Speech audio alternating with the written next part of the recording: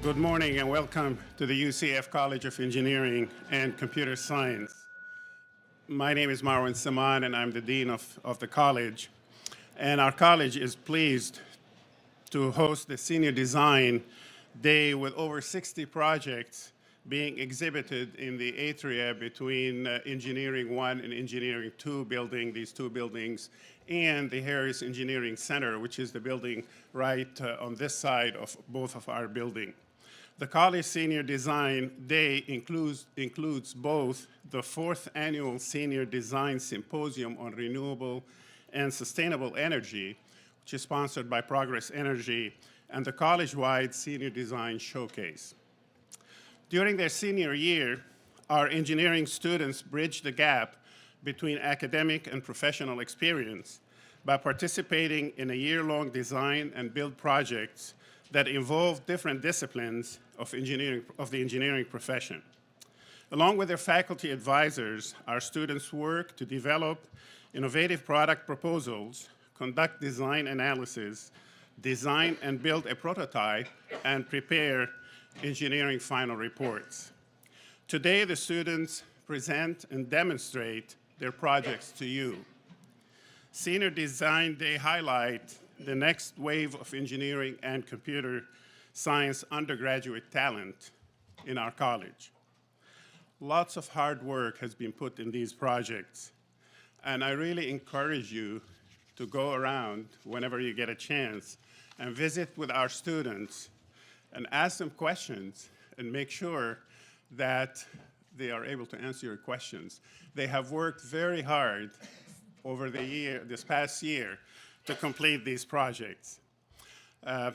Before I introduce our keynote speaker, I'd like to express our appreciation to Bob Rich, Pete Alferis, and many of the faculty and staff members of our College of Engineering and Computer Science who have made this day possible. This is the first time that we're holding such a big Senior Design Day that showcases all of our engineering student talent. So let's give them all a UCF warm round of applause.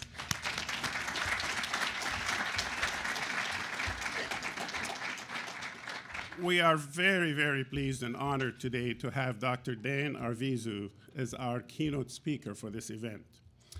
Dan Arvizu became the 8th director of the U.S. Department of Energy's National Renewable Energy Lab, also known as NREL, on January 15, 2005.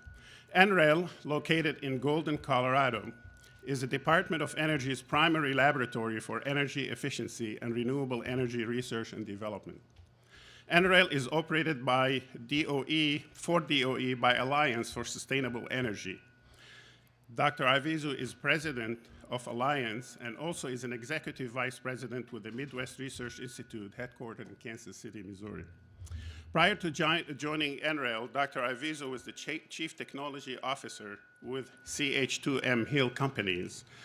Before joining CH2M Companies, he was an executive with Sandia National Laboratories in Albuquerque, New Mexico.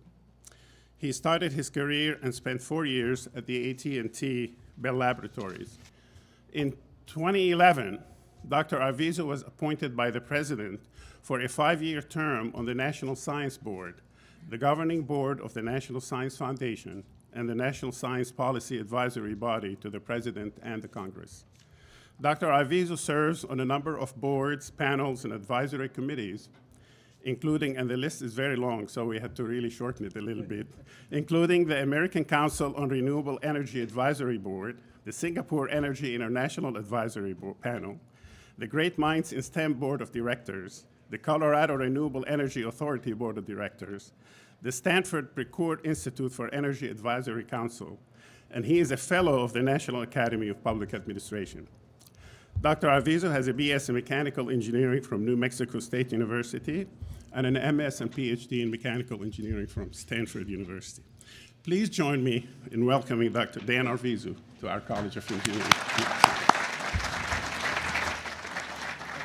Thank you, Marwan, and it's just a true delight to be here at the University of Central Florida, and certainly on such an important day, I think, for the engineering college and the students who are kind of coming to the culmination of some projects in their senior year. I'm anxious to get a chance to see some of the projects, and I'll look forward to that. That's an important and I think educational for me as well, stimulating opportunity to engage directly with kind of the students. One thing you'll hear in my presentation this morning is how important innovation is. And so if you take away one key thought from anything I say this morning, it really is about that innovation is key to our future. It's key to solving, I think, the national and global problems that we will face in the decades to come. And there's nothing more important than training that next generation of researchers, scientists, professional in the energy sector on the ability to take innovation and convert it into societal benefit. So that's where I want to start. Again, delighted to be here, and I really am looking forward to a very, very exciting and stimulating day. I've got a lot of information in this short time that I have with you that I'm going to fast forward through. It'll be like a movie almost. But one of the things that I wanted to alert you to is I'll put this presentation on our website, and so it'll be up, and you can go to nrel.gov at your leisure and get access to all of the charts that are here. So let me start with where I start with most of my talks, which is the energy challenges that this country faces really have three major dimensions, and unless we think about all of those simultaneously, we are going to essentially under-optimize or not essentially achieve the ultimate benefit that we want to get. And that relates to national security, energy security, relates to competitiveness and economic prosperity, and to environment. And all three of those are important. And the things you hear in the news much of the time deal with one or the other. And in many cases, it's an either or. And as those who are going to be focused on solving the problem, we need to be thinking holistically about the solution. So I just want to start with that place I always start. Just a word about NREL, the National Renewable Energy Laboratory. It's a great place to work. I got to tell you, it's one of the places where I get stimulated all the time, just walking down the hall talking to folks. We're the Department of Energy's laboratory dedicated for renewable energy, energy efficiency, and I would say really energy transformation of our energy system. We've been around for more than 3 decades. We've got about 2,500 plus employees on campus. Lots of really neat and cool science that's going on there. Some very unique facilities. I'll talk about some of those. And then we're kind of trying to walk the talk. I purposed a number of years ago when I came into the lab, I said, if we can't demonstrate on our campus what it is we're talking about, then we're really not very good stewards of the public trust in this area. So you'll hear more about me on that. And then again, I'm the president of an alliance that actually runs the laboratory. That's MRI Global, Battelle, 3 Colorado research institutions, Stanford and MIT. So those are the people that are on my board of directors. That's who I report to, and that's who I'm accountable to. Okay, very, very quickly, we're noted for the renewable energy generation piece, which is that piece right there in the middle that says solar, wind, biomass, hydrogen, geothermal. We also have the efficiency piece, which is the end use. That's the kind of how do you apply these technologies, and then everything in between that connects them. It's really a system, and you have to think about it in that context. Along the left-hand side, and I won't read this to you, but these are some of the goals that the administration, and you heard these in the President's State of the Union message and a variety of others. These are some of the goals that the nation has in terms of their energy transformation, and there's a lot of key things in there, and that kind of serves as our marching orders. That's kind of what we do and why we do it. On the right-hand side, and I won't go through this either, but it's kind of what does NREL do? Well, what NREL does is we do the innovation, we do the basic science and research that goes on developing new pathways, new technologies. We do the integration, how do you put these onto the existing energy mix. We do educating, so we have to have analysis and capabilities to understand what the real issues are. We, again, try to model that behavior on our campus, and then we make sure and we facilitate the commercialization, getting these technologies into the marketplace, because that ultimately is a true measure of if we're being successful or not. Okay, so I'll start with a little bit big picture and then kind of narrow down. Big picture is that there is a lot of evidence to support this notion that the energy system we have today, whether it's domestic or global, no longer really meets the societal needs that we need it to. So it's got to deal with, again, it's got to deal with competitiveness. So we want cheap energy prices. We want cheap energy because ultimately that's the engine that fuels economic growth. But that's a little bit of concern today. We've got issues that relate to environment, both whether you're talking about long-term global warming kinds of issues with carbon loading in the atmosphere, or whether you're talking about environmental disasters and catastrophes that we all hear about in the news, Gulf oil spill, the Fukushima nuclear reactor, things that otherwise are risky to us in the future. Those are all important things. And then, of course, what you hear about in the news today, if you just want to get a caption of what's going on, is energy prices and particularly gasoline prices. Gasoline prices are really, really volatile. Down the right-hand corner, you see a map. That's a geopolitical map of who has the oil. Okay, if you were to look at the Earth and look at all of the continents and look at the various countries and say, by size, who has the most resource, this is what the map would look like in terms of who has what, right? So obviously the Middle East has quite a bit. That's kind of where most of the resource is. That hasn't changed, won't change anytime soon. So just recognize these are all parts of what we ultimately want to solve. Now, in terms of U.S. energy production, and there's a variety of things, you can go to the Energy Information Agency and get these kind of numbers. The top chart is the U.S. Energy consumption. The bottom chart is the top chart is production. The bottom chart is the consumption. The difference you'll see between these two charts is crude oil. We produce about 15% of our energy from, that relates to crude oil. We actually consume 36%. Well, what does that mean? Well, it means we import the other stuff, right? In terms of how much of that is so-called non-fossil fuel, it's a small part. It's a really small part. In fact, you'll see it. There's 7.6% non-hydro, 3% hydro. In terms of our production, that's roughly 10%. And again, a lion's share of that is hydro. So, and that's the produced part. The consumed part is actually less than that. So it's a small part. And the thing we fight in terms of renewable energy efficiency is, so can this be more? And if so, how much more can it be? And for the first 5 years of my tenure at NREL, I was in front of Congress, I was in front of decision makers, I was in front of investors, and they all asked me the same questions: how much can we have? Is this is this all we're going to get, 10? And do we do better in the future?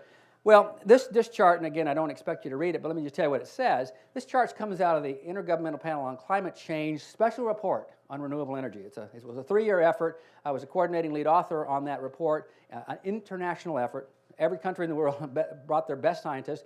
I was the head of the solar chapter, so I actually oversaw the writing of the solar chapter in this one. It's a huge report, and what they wanted us to say was, how much renewable energy can I have, at what cost, and by when?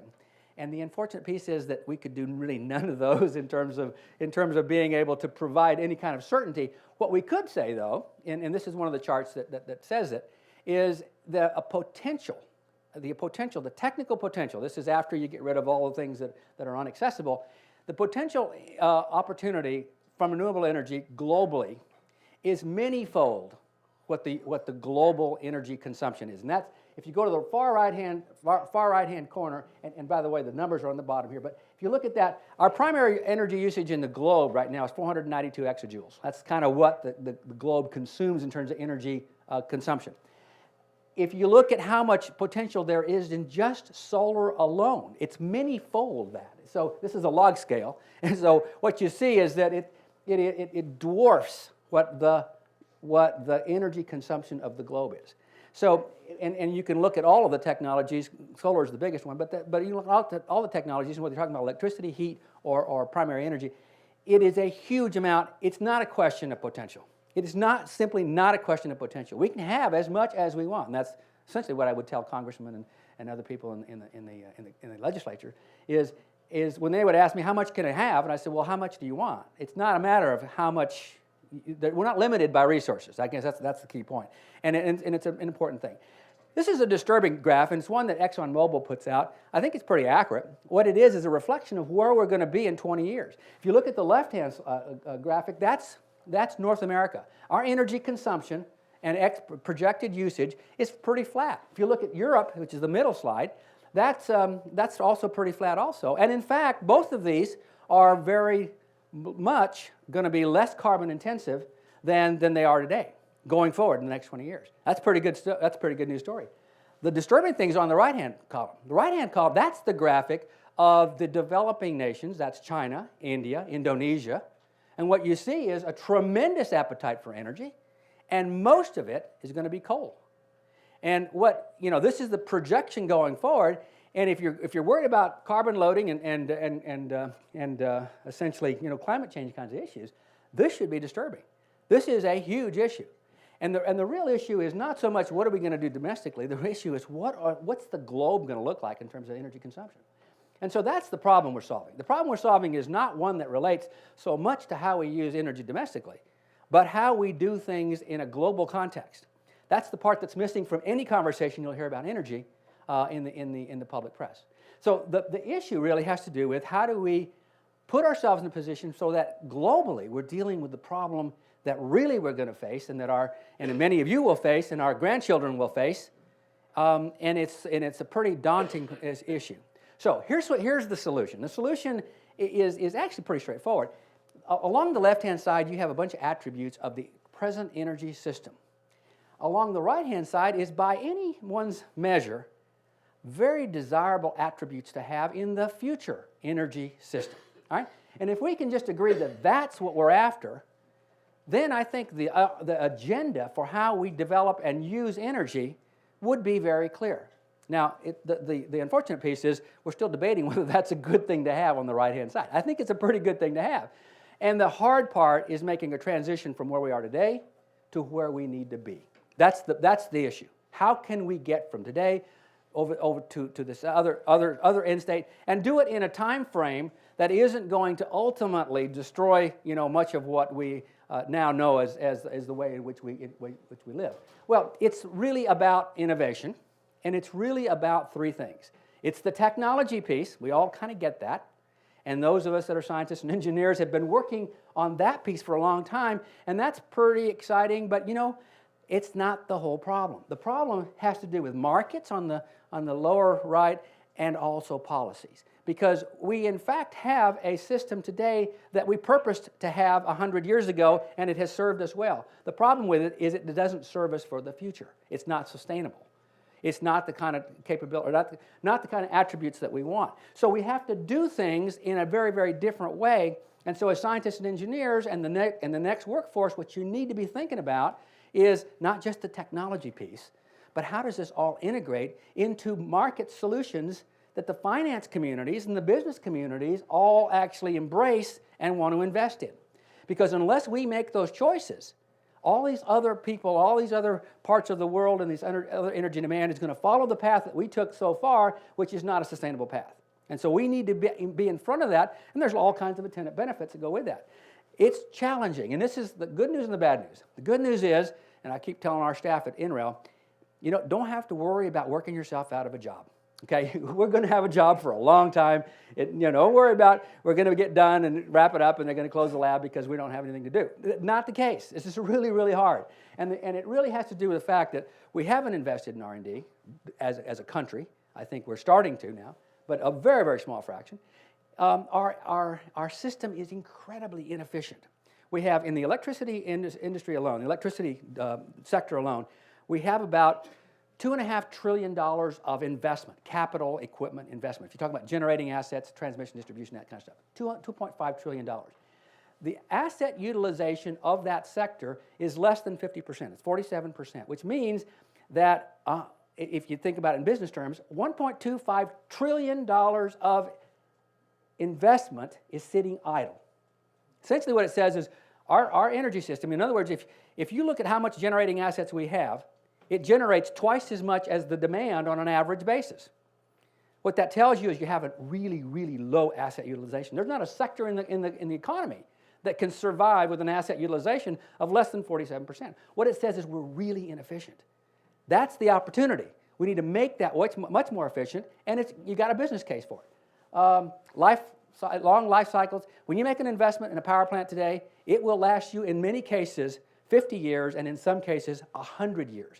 We're making investments today that last 100 years. Well, if you think about that, if you want to change the mix, we've got some real challenges because you're making investments today that will last 100 years. All right, the last thing is things are driven by national policy, and there's a lot to be said about that. Innovation, let me get into the technology piece. Innovation is really important. I think really, so far, it's about reducing costs. And in my 30 years in the business, I have seen costs come down, in some cases a factor of 20, in some cases a factor of 10, but there's tremendous progress being made. It's very exciting. Solar, biofuels, wind, I'll talk about a little bit of all of these. In the solar area, I'm jazzed by the fact that we're finally seeing the things that I was working on in the lab, literally in the late 70s, early 80s, is now today's commercial product. And that's pretty exciting. We have 4 gigawatts of photovoltaics in terms of capacity, half a gigawatt of concentrating solar power, 4.5. That's pretty exciting, and we're moving fairly quickly. What's interesting to me is that this globally has taken off, and we're getting left behind. You know, China will put in 6 gigawatts of solar in this calendar year alone. They will dwarf what we have done for the last 30 years in 1 year, all right? Germany has 18 gigawatts of solar energy in play and in installed capacity. Germany's got the sunshine of Anchorage, Alaska, all right? If they can make it work in Germany, we can make it work in the U.S., believe me. And yet we're not moving as quickly and as we could or should. Germany's energy prices are much higher than ours. Gives them an advantage to some degree. All right? I'm not for raising energy prices, but we need to lower the cost. And so a lot of what we do has to do with that. And there are a number of capabilities and new exciting things going on in the research lab. But what I can tell you about is when the things that, again, I saw in the laboratory, which were exciting 30 years ago, and today's commercial product, if you walk through the lab today, incredible stuff going on. I mean, there is no lack of innovation and new exciting ideas. Our job is to make sure it doesn't take another 30 years to get those in the marketplace. All right, that's what we're doing. Lots of process stuff. And so here's a couple of R&D 100 awards that we won over the last couple of years. Some really exciting things. Nanostructured materials is huge. That's a big deal. Everything you hear about these days is nano something, nano bio, info. Well, nanostructured materials is a big deal. And it will be the future, I think, in terms of capabilities. Some of the exciting stuff that's going on, we've got, we theorized 10 years ago that you could do some things, for those of you that are device physicists, understand, which is to do multiple exciton generation, we call it. But what it is a photon comes into a semiconductor. You normally get one electron hole pair as an excited pair out of that via the bulk semiconductors. At the nanoscale, all those rules change. And when you do that, you can get multiple excitons, electron hole pairs, per photon coming in. All right, that's an exciting area. We postulated that could occur, and in the last year, we've actually demonstrated that you can actually do that. And in fact, some of the nanostructured materials and some of the good theory that's going on at NREL, I think is testament to that, and this is one of those things that'll come out in science here in the next month or so that'll show, in fact, that that's the case. What that does is it opens up a whole new area of study and work and products that will eventually get us to a point where we can paint photovoltaics onto a surface, flexible surfaces and stuff that really is exciting. Wind energy. When I started in the energy business, wind turbines, I could actually, the wingspan or the rotor diameter of a turbine, I could actually put in my 2 arms like this, roughly a meter or so. Today, that is now over 100 meters, and in fact, these big machines, these 5 megawatt machines that you see, you can put an entire football field in the footprint of the rotor diameter. It is a huge mechanical marvel, I got to tell you. These are huge machines.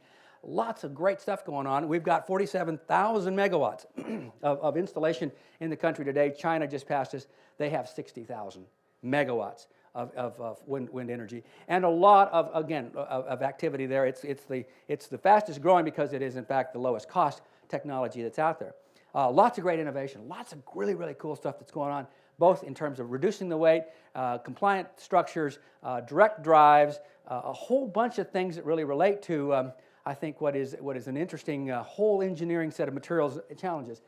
This graphic down here on the right-hand side is one of my favorites. It's an actual flow visualization photo because the conditions were just right. This is in Hornsrev outside of the UK, where the fog is kind of showing the turbulence tails of the various wind turbines. And it's really interesting because one of the things is, I'm a mechanical engineer and computational fluid dynamics is one of my theme topics. We've never really done first principle calculations, and so what we've done is we've now been able to for that flow field. What we determined, here was the problem. The problem was these wind farms are underperforming. We think they're going to provide a certain amount of energy, and it turns out that they're 10 to 15% lower than that. And we're trying to figure out why.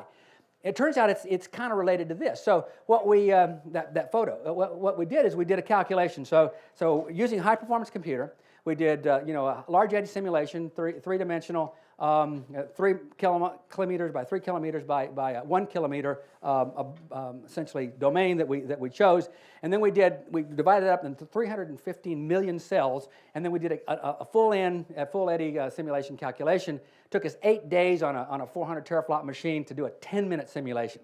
We were able to get this flow field, and then we put the turbines into that flow field and did the calculation of what it looks like from first principles in terms of turbulence and energy production turbine by turbine. What we found was, and we actually have an instrumented wind farm in Sweden that essentially is one that we simulated, and this is the results of the measurements and the results of the calculations, which demonstrates that we're really starting to understand the flow field dynamics and the loading on these various wind turbines, and the predictions are precisely what we're seeing in the field. So for those of us that are both computational fluid dynamics and all of the flow field and the structural dynamics that go with that, it's a real world problem being solved now today by new technology that I think is really exciting. And it'll help us improve wind turbines in the future. Biofuels, I won't say a lot about this other than it is a hugely growing field.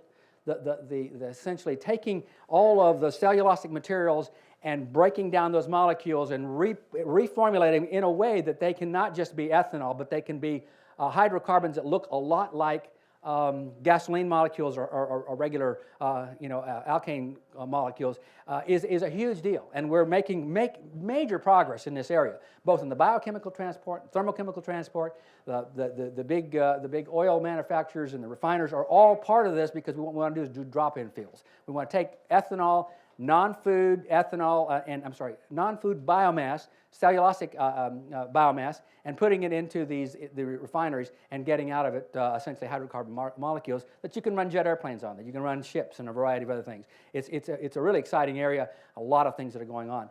Energy innovation is really about integration, because ultimately what we need to do is do this transformation that I was talking about.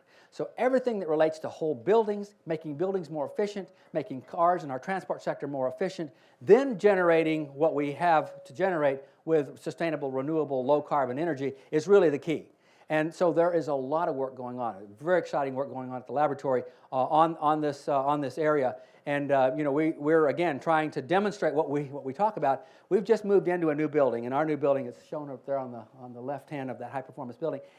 We've got 1,400 people in a building, 330,000 square foot building, and that building generates on an annual basis as much energy as it consumes, meaning that it is the world's most efficient building, first of all, and second of all, we're essentially using solar as our generating source, and we generate energy all year long. When the sun's out, we do that. We have 100% daylighting, which means that on any day when the sun is shining, you never turn the lights on inside the building. It's really quite remarkable in that sense.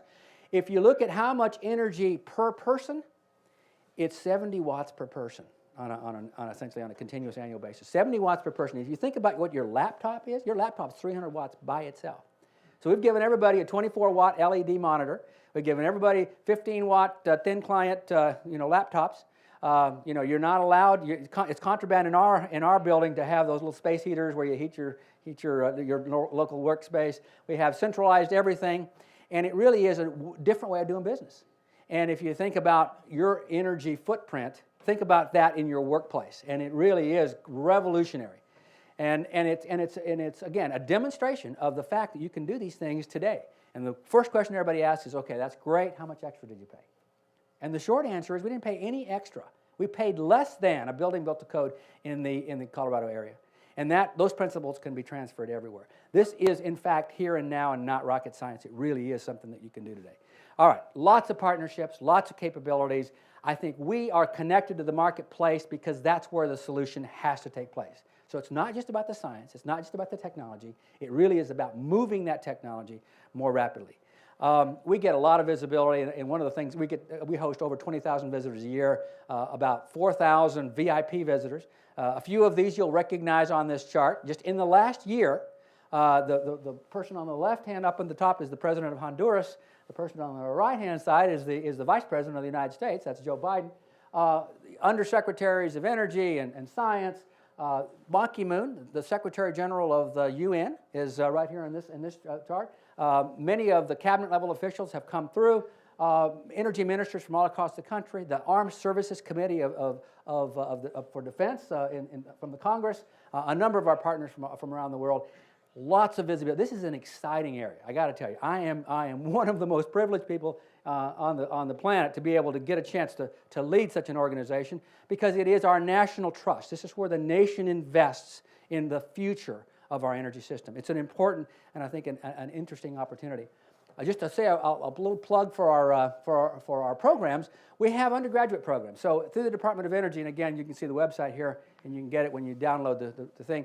What it allows you is opportunity to obviously come to the laboratory. We have about 50 interns on a summer basis that are part of the undergraduate program. We have a smaller number of graduate students that come as part of our graduate program. We have our research participant program. There's several hundred of those. So on any given summer day, we'll have 300 or 400 student kind of participants, and there's a lot of opportunities I think that go with that. So I encourage you to take a look at that. There's great experiences that one can gain from that. This is our vision. It's really about sustainability. It's really about contributing to national economic prosperity. I think it's an exciting field to be in, and it's a growing field, and we need lots of professionals. We need a lot of folks that really do that. I'll just say a word to the students. I think it's important to me that we have more students pursuing careers in STEM in general, but specifically in energy. I think it's a growing area, an exciting area going forward. If you start thinking about what your profession, what your career is going to look like, it really has 4 dimensions. This comes from Stephen Covey stuff. It's an economic one, which is kind of how am I going to get paid, make some money. The other is a kind of a social thing, which many of us are very much interested in, working in teams, working together, working with other people. Another is a psychological thing, which really relates to learning, lifelong learning. We're all learning all the time. Things are changing. You need to keep up that motivation. And then there's kind of a spiritual piece, which says, it's the part that says, I want to make the world a better place. I want to do something that's exciting, that makes me feel good about my contributions. The little mnemonic device that I use, it's live, love, learn, and leave a legacy. Those are the things that really should be important to anyone who's embarking on a career, certainly careers in STEM and science. And I would offer that you need to decide, what's the balance of those. That's really the decision that you have to make. There's great opportunity. I am rewarded by what I get to do because my personal passions have to do with energy, science, and education. And I get to do all of those in the context of my job. So I got the NREL thing, I get to do the energy piece, that's great. I work on the National Science Board, which is a science-focused effort for the country, something that I'm particularly excited by. And then there's the component of Great Minds in STEM, which is I'm on the board of directors for this not-for-profit that's about increasing the participation of scientists and engineers in the marketplace, and specifically those that are in the underserved communities. And that one I'm particularly excited by. We actually have a conference every year, and the last couple of years we've had it here in Orlando, and this year we'll have it in Orlando as well. And so I encourage you, as part of the local community, to seek that out. Go to greatmindsinstem.org, and I think it'll offer you a lot of specifics, and it really is an area where I think you can see other professionals and see some role models, engage with industry. They got a career fair. It's kind of an exciting thing. It happens in October, and there's an award ceremony that goes with that. I encourage you to look that up. So finally, I'll end with this. for you students, find something that interests you. I get up every morning and I'm excited about going to work. It just, don't tell my bosses, but I would work for free. I mean, it really is something that's important. I get energized by the opportunity. You do have to work on work-life balance. Some of us tend to be type A personalities and we go all into everything. There's an opportunity to have a meaningful work-life balance. Get from your mentors and your other people around all that you can absorb, because there's the world is an open canvas for many of you, and I think it's an exciting place. Be committed. There's no substitute for hard work, and also really being dedicated. Take some risks. That's the part that I've changed jobs every few years, and it's exciting to do something different, to expand the horizons. It opens up new opportunities. And then ultimately, when you do get a chance to have some success in the field, give back to the next generation. I think those are things that, for me, I think are most rewarding. So come visit us at the website, nrel.gov. There's a lot of this information. This presentation will be on there. I wish you well. I wish those of you that have got projects, I'm confident that they came out well, but I do encourage you that you use this experience as a learning opportunity for the future. Thank you for listening. Thank you, Dan. Thank you for just a wonderful and stimulating talk. I think we have a couple of minutes for some questions, if there are any questions. How do you deal with setbacks in your job when you really believe in something and it does go your own way? Yeah, that's a good question for those that didn't hear it. How do you deal with setbacks? How do you deal with having tried something and it perhaps didn't work out the way you expected it to? I'm trained as an experimentalist, and one of the things that I learned about doing experiments is that you kind of have to do it once to figure out how to do it. So it's almost as though you have to learn from that trial and error. There's a book, I think it's called Pasteur's Quadrant, that's very illustrative in this arena. There's all kinds of ways to approach science, and one of those is the Edisonian approach, which is you try lots and lots of things and you learn from those. And when you talk to Thomas Edison and you ask him, so you tried all these things and you only, took you 10,000 tries to find the light bulb. He essentially said, well, every one of those was a learning experience, and it took me, all those others to find the one that really did work. So there's a certain part of lifelong learning.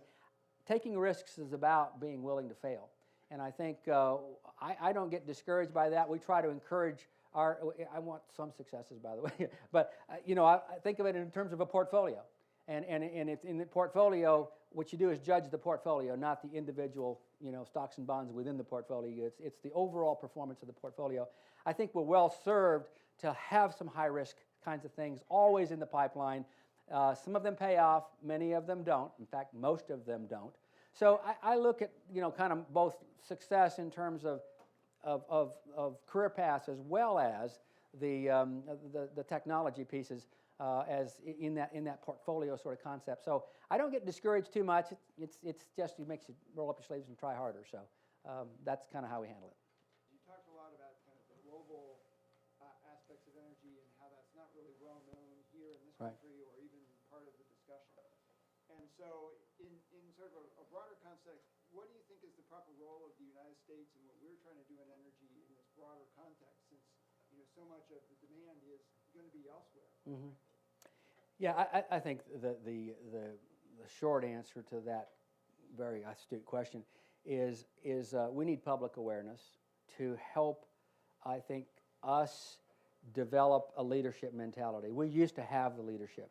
All these technologies that are now part of the global environment, certainly the new ones, were all developed here. They were all developed in the 70s, 80s, and in some cases the 90s, and they've all gone offshore, others exploiting the benefit of our innovation. I think we've become very insular. We've become very focused on things that happen domestically, very short-term, horizon-oriented, and as a nation, I think we need to be thinking more expansively, more broadly. It's collaborative, not so much insular, and as a consequence, and right now we're kind of in some sort of crazy, silly season where we've got this great polarization, which I think will eventually wash out.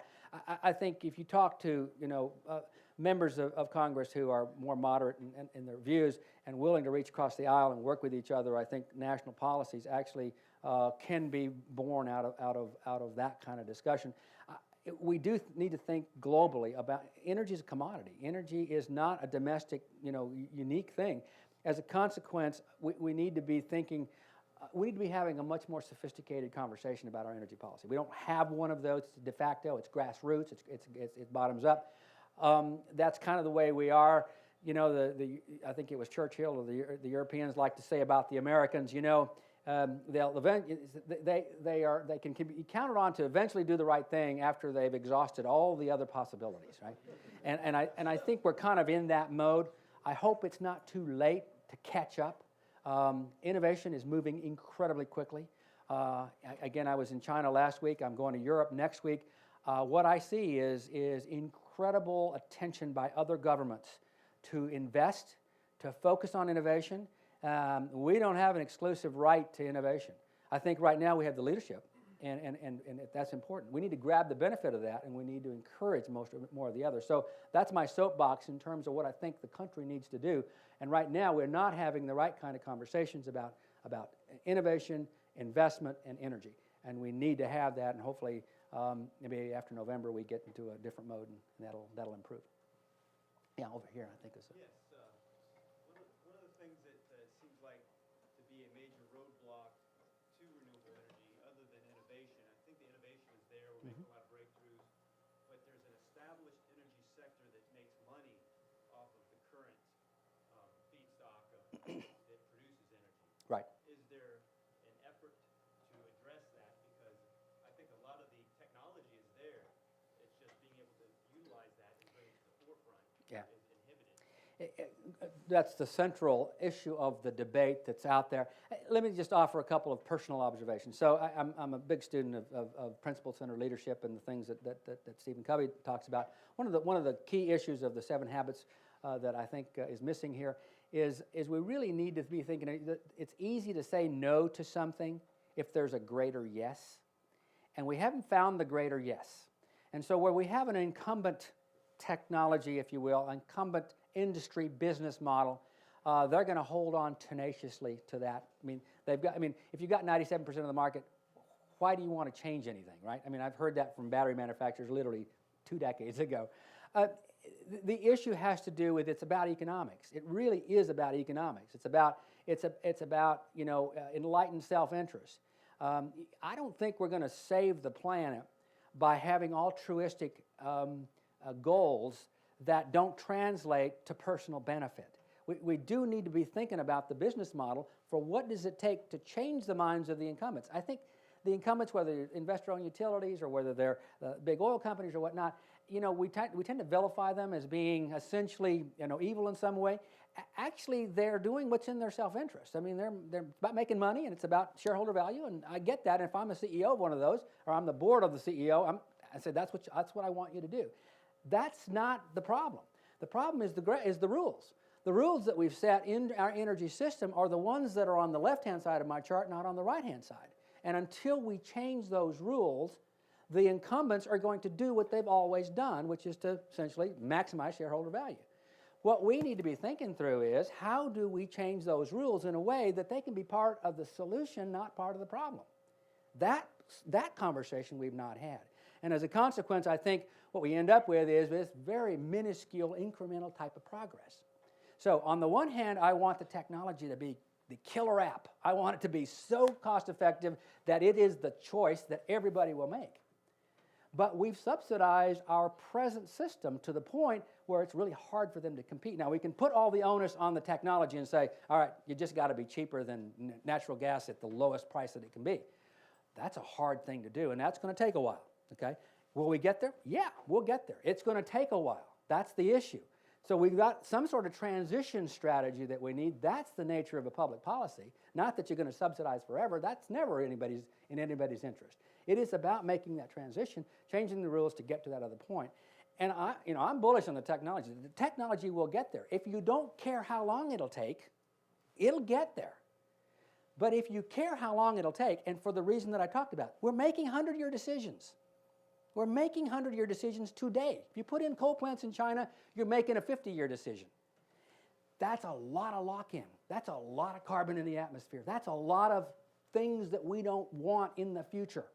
And as a consequence, that's going to come back and bite us. So our public policy has to deal more with long-term horizons, has to deal with what I call preventive medicine. We're really good at crisis management. We're not good at preventive medicine. We're not good at the time value of money. We're not good at the long-term benefit from a near-term investment. And that's the dilemma we have to get over in terms of public policy. So I get the point. I understand it. I've been in this business a long time. We're not going to make radical changes without new radical thinking. One of the things I like to say is we need to invent the future that we want. We can get there. There's no question. You want 50% renewables, you want 100%, you can get there. It will take you some time and it'll take some investment. How you get there is another question. And that's what the Europeans are doing and what the Asians are doing. They've got more aggressive targets in China than we have in this country. That should be a warning bell, an alert of some sort to us. And again, not having the conversation we need to have. So it really is about educating our elected officials are a reflection of us. They are what we think. So if we don't like that, we ought to change that. That's really what we ought to be about. And we in the professional community and in the technical community need to be part of that conversation. The days of the scientists and engineers sitting back in the corner and being asked to go find a solution for something are over. We need to be part of that dialogue. And part of what I think the new professional will have is that broader understanding. So when you're in your cocktail party and you're talking to your friends and your family, you're giving them straight scoop and not this soundbite misinformation that you hear in the news and on commercials. That's not where the real situation lies. And as a consequence, I think we've got some work to do on education and awareness. Yeah. I'm wondering where you see the role of innovators who are not part of that vast corporate structure that you had on the board. Where does the little guy or gal go to use their skilled innovation technology that they've developed, and how do you see them fitting into the grand scheme of things? Yeah, that's a great question, and thank you for asking it, because I think one missing piece that I haven't talked about just yet, and that is the ecosystem. There is, in fact, an ecosystem. I think small business, by many measures, is the engine that drives the economy, and that's really where the action is. You know, large corporations or whatnot, they tend around and they do investments whenever they see things that are springing up. I think I don't know. I just didn't Facebook just buy so somebody can make a lot of money real quick. The entrepreneurial spirit is what drives our entire economic development ecosystem. And so I think the role for the small entrepreneur should be better, should be bigger, should in fact in the future, I think, drive ultimately the outcomes that we're looking for. And the way you have to develop the environment in which those things can flourish. And that really also relates to public policy in a lot of things. We need to encourage that. We need to have more university participation, more research parks, more attention to the fact that is one of the strengths of this country that is not held elsewhere. Nowhere in the world do we have the kind of entrepreneurial spirit that you have in this country if we cultivate it, if we encourage it. And so I think to a large degree that is where most of the new things will happen. The rules of the marketplace have to change so that there's less risk in making those kinds of for people to get into those kinds of businesses. And I think that again, if the rules are right and the market's healthy, that's a huge piece of the equation. And ultimately, you'll see the shakeout and all these kinds of things. As you get closer and closer to what I would call the competitive, threshold, where things can take off on their own without a lot of federal intervention, I think you'll see a lot more opportunity in that space. Right now, it's kind of hard. If you want to be an entrepreneur in some of these more alternative technologies, whether it be batteries or whether it be vehicle to grid or anything that really relates to generation and distributed resources, it's a hard slog. Those are hard things to do. You have to have angel investors. You have to have patient capital. You need people who are willing to take a chance and be patient, long term. As you get closer and closer to that competitive threshold, that will open up and there will be a proliferation. Things will change. It'll be internet-like stuff. It'll be information-driven like stuff. Right now, if you're an incumbent with a lot of asset and a lot of asset capitalization, you're hard to compete with. You just simply can't overcome those barriers. It's all highly regulated, lots of things. We need to open up that entire marketplace so it's something quite different than what we see today in the energy sector. It needs to look like these other sectors. And where I get the difference between, you know, energy and IT, I mean, I understand those differences. The business model needs to be the same. And I think with the smart grid and the opportunity for information sharing and kind of how those technologies grow and evolve and become, you know, competitive in the marketplace, you know, then we'll get those big acquisitions like we're seeing in the information sector, in the energy sector. And then and only then will we know that we've arrived. You know, at that point, then things. I see a vision for that. I don't know how long it'll take. It may take decades, but I see that as an opportunity in the future. In the meantime, we got to keep moving along the path that we're on and make as much progress as we can. Thank you again for listening. Thank you.